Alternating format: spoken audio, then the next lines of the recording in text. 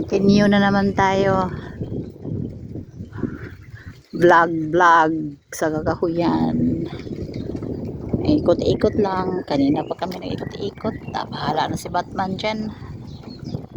Ganda rin naman yung panahon today. May 1. Today is May 1. Galing kami sa party. Saglit lang. Umuwi para mag-bike-bike.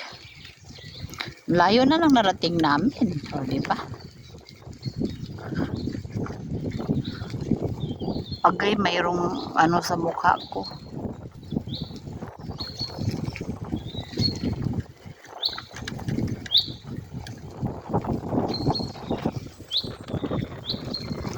Ganda dito kahit mag-bike ka, mag-video kasi walang sasakyan. Ano lang dito, bike lang at saka yung mga nagwo-walking, walang sasakyan dito sa itong ano na to, kaya pwede kang mag-bike kay safety naman eh.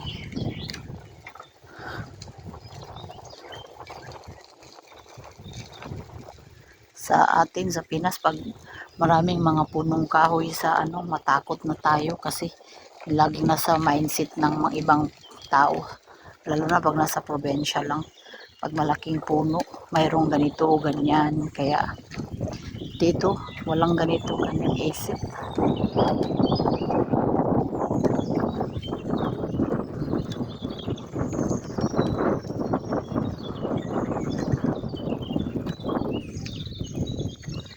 Marami rin ditong ano, pero today mga busy kasi yung mga tao ngayon dahil mayroong ano ngayon eh, kumbaga party, kumbaga May Fest, tinatawag nila dito. Every year nagse-celebrate yung mga kada barangay ba, mga kapitbahay, nagtitipon-tipon yan sila tuwing May Fest, May 1. Kanya-kanyang dala ng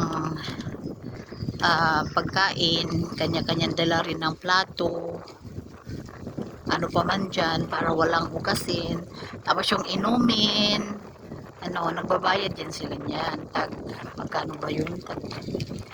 Tag 15 per head yata. Or tag 20. I think tag 20 na. Yan yung binibili ng pagkain. Ay hindi, so like Coke, soft drinks, yan yung binibili. Beer, yung sausage, yan. Bukod dyan, syempre, kanya-kanyang dala rin ng iba pang mga delicacies. Sags do? Photography rin? Yes. Oh, tingnan nyo yung aming 5:40 ng hapon. Napakaliwanag pa, naghiting-hiting pa ang init. Ganito dito pag summertime sa Europe. Long day. Kasi alas 10 or alas 9 ngayon yata, alas 9 wala yung sun, araw. Ito gitry diyan siya. Ito naman is grass. Sana simintuhin to dito. Ito yung shortcut sa ano eh, papuntang Kibla. Shortcut ito na daan. Walang auto dito sa car. Puro lang mga ano, bikers at mga walkers at joggers. Stop ko na yung video dyan kasi kalsada na yung dadaanan namin dyan.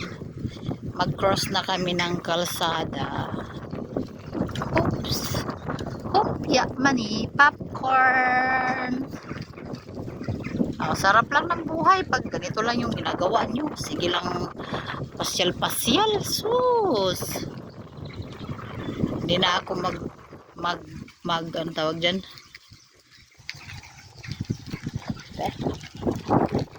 Or ano, magbibideo pa ba ako? Dito na kami sa kalsada. Ayan, kalsada na to eh. Anytime na dito mayroong auto, car na dadaan. Minsan hindi ako nag-ano sa kalsada kaya natatakot ako. I think i-stop ko na.